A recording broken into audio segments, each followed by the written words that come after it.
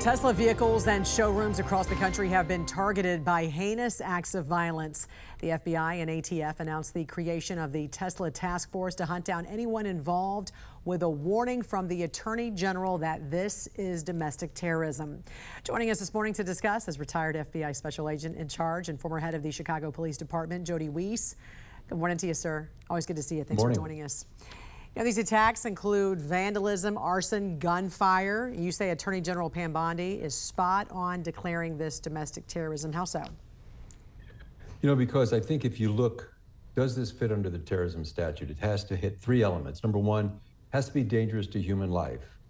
It has to violate federal and state law. It has to intimidate the population or to try to influence a government. And of course, these crimes have to occur in the United States. So let's see.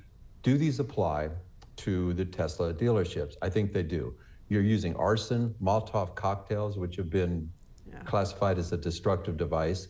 So you've got that taken care of. Intimidation. There are numerous incidents of individuals being intimidated by people for simply driving a Tesla. And then if you look at the government aspect of this, working with Musk, they're targeting the Doge element of the government. So you have that aspect, and most have been in the United States. So does terrorism fit? 100%, not a slam dunk, because intent's always hard to prove. There will be some that'll say, no, these are just property crimes. But Jan, I think there's another option here, and that's the RICO statute. The Racketeer Influenced and Corrupt Organizations Act. Tell us, that became federal law back in what, like 1970? Tell us how that can be used. Yeah, I'd be excited about this one. We used that in Los Angeles against the gangs, and we all know the success the FBI had with the New York crime families. But there's got to be four elements in a RICO. Number one, you have to be able to show a group. Number two, you have to be able to have certain predicate offenses.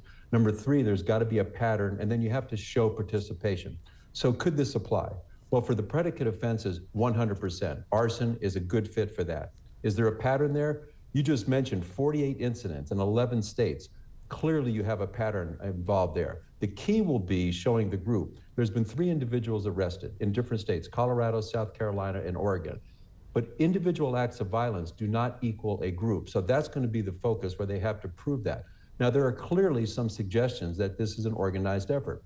You look at the consistency of the methods, using Molotov cocktails. You look at the timing. All of this is happening just coincident in the past 3 months.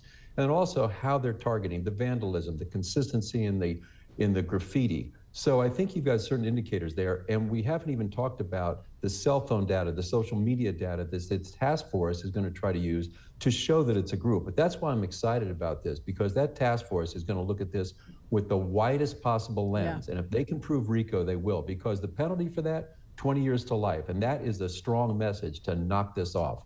The ATF and FBI now teaming together. We're all looking forward to seeing how this all comes to a conclusion. Retired FBI Special Agent in Charge and former head of the Chicago Police Department, Jody Weiss, thank you for joining us this morning. Thanks, Jan.